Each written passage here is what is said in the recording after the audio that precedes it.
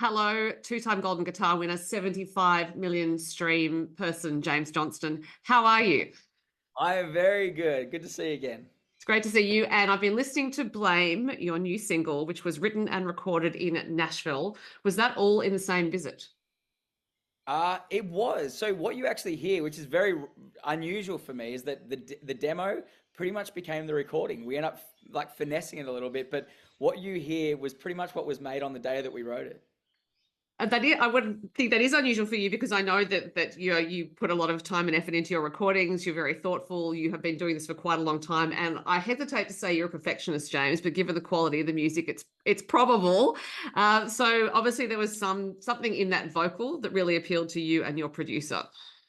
Yeah, honestly, there was just some magic, and we tried messing with it, and something got lost. It was just one of those songs. This song has lived for a couple of years since we wrote it, and every time I just played it to people just seemed to like it and enjoy it, and I don't know what it was, and it was one of those things. I don't want to mess with it too much, so that's why the demo kind of stayed. Now, the most important person who needs to like this song is your wife, Talia, because it is about her, I believe. So, does she, in fact, like it? She does, yeah, yeah. She's danced around the kitchen to this many times. And maybe one day, you can play it for your sons. This is the story of how it all started.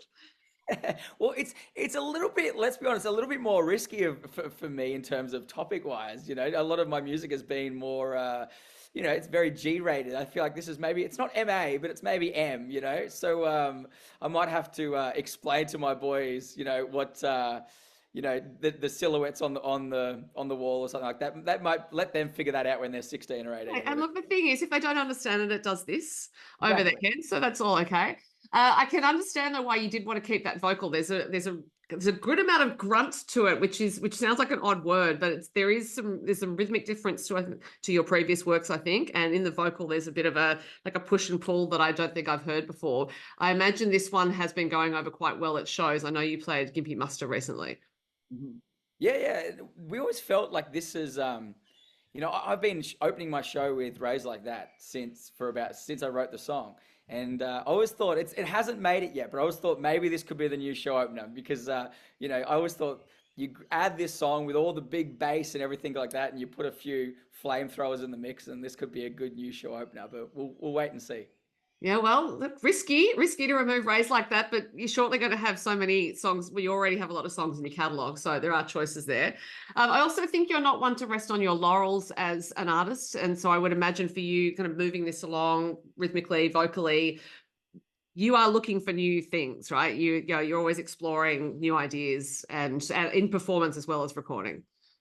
Absolutely. Like I'm always thinking about, trying new things. And, if you just have to look at my album to see I think there's like 7 producers or something on my album. So it's, I just like the idea of finding music that just makes me feel good, and at the core of it, if I can write something that I like, maybe other people are going to like it as well. And there's always a degree of risk, not everything that I've ever recorded has landed, especially different styles and all the rest of it. But at the same time, I think that's the enjoyment that I get out of this process, and it might be somebody's favorite song. Other people might hate it. I don't know, but we'll see.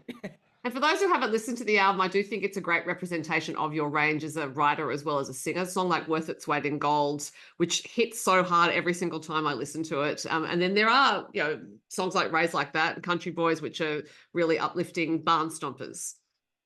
Yeah, I like the idea of just having a mix. At the end of the day, they're all songs that have been inspired through my story. There's a part of me that's in every single one of these songs, and every song on that record I wrote or co-wrote those songs. So I think there's different parts to my story.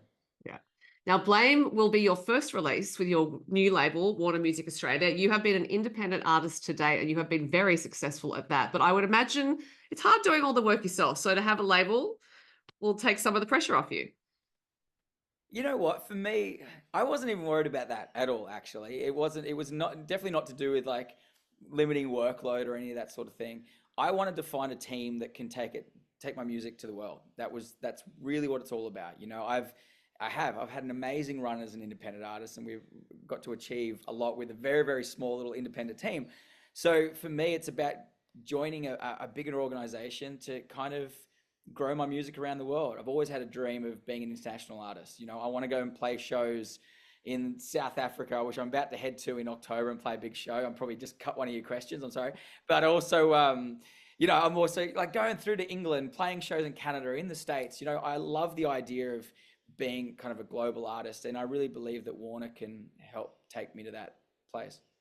Well, look, you have cut one of my questions, James, but I will forgive you because it is a nice segue to mention the Cape Town Country Music Festival. Now, I wasn't aware that there is even a country music scene in South Africa. I've learned something. So I'm gonna cut another one of your questions, but I'm not gonna completely steal. So Kip Moore, who I'm going on tour with shortly, he kind of like paved this way for country music over there. You know, not many country artists had ever been over there. He went over there and he played a stadium to 45,000 people. Right. You know, and Kip Moore is a massive success, but even for him, that was just a huge. That was by far his biggest show that he's ever played. Right. So I think everyone at that moment went, wow, there's something happening over there. And I actually got to go over there a couple of months ago and I saw it for myself. There is this, you know, country music and Afrikaans music are very aligned in their sentiment, in what they represent. And there's a huge space and there's a huge gap there. So that's why I'm jumping on it nice and early and heading over there. And, you know, I want to be a part of a new audience of country music fans and get in from the ground floor. Absolutely. And I think, it's one thing people talk about an artist being a born entertainer or a born performer. I tend to think with you, yes, there's certainly an element of that, but I've seen clips of you playing live. I have seen you perform live. I know how much work has gone into this stage of your career because I've talked to you before. You have worked towards this steadily, progressively, building your skill base, becoming better and better as an artist. I remember you telling me once that, you know, you used to play to bar staff if that's who was in the venue, and now you're going to play to tens of thousands of people in South Africa. But do you look back and actually see that progression, or does it feel a little bit like a whirlwind over the past couple of years? It's interesting. I think inherently being the personality that I am, you know, you get to be in a position by thinking ahead, you know, you by dreaming. So I'm not one to kind of just rest on my laurels and look backwards. I'm always going, okay, we've done this, but like, what can we do now? You know? So I think for me, I'm always looking ahead and I'm always looking at what's the next stage of my career and what's the next adventure at the end of the day. That's what I'm looking for. I just want to kind of enjoy what I'm doing. And I think South Africa and playing a stadium in South Africa kind of sounds like a cool adventure. So, all right, let's see how it goes. And apparently Cape Town is beautiful, so you'll have a nice backdrop there. So you mentioned Kip Moore. You are playing support for him in a few dates in Australia. And in the middle of that, you're going to Savannah and the Round in Cairns. So sort of toggling around a few places. Do you like that? Do you see it as an adventure when you're doing that kind of movement? Yeah, I love that. That's my happy place. You know, I spent many years traveling and living in a van, just traveling around the country. I also spent a lot of time as a backpacker, and so any of the like when life's too calm and everything's going good, that's when I'm like anxious. I don't like that. When it's all chaos and I'm bouncing between here and there and I'm doing that, I feel like that's my calm place. It's strange, but you know, so to be on tour and then be up in Cairns, then down in Brisbane, I'm like, all right, let's do this. Yeah. That's not that far, really. Cairns is the same distance from Brisbane as Brisbane is from Sydney or something like that. But, you know, it's all fine. Yeah. So is there like a gear change you do though if you're going from playing support for Kip Moore, because that's big arenas, to Savannah in the Round, which I imagine is a smaller venue? Are you changing your band between those two, or will it be the same group going with you? No, it's the same group. You know, it's the same band that's traveling around doing all these shows with me. This is the biggest like support tour I've done. You know, I got to be on the road with Morgan Evans, and we're playing kind of 2,000, 3,000 cap rooms. These are kind of 10,000 cap rooms. So I guess I'll answer the question in terms of the show and how it all comes out after I've done it, because this is going to be the first time, really. I'll be really interested to see if there are some videos on your TikTok, as there were from the Gympie Muster, with some really enthusiastic crowd members. Must be really gratifying to look out and see there was a child and then there was plenty of adults singing along to your songs. I just think it must be a testament, well, evidence for you that your songs really reach people when it's that age range.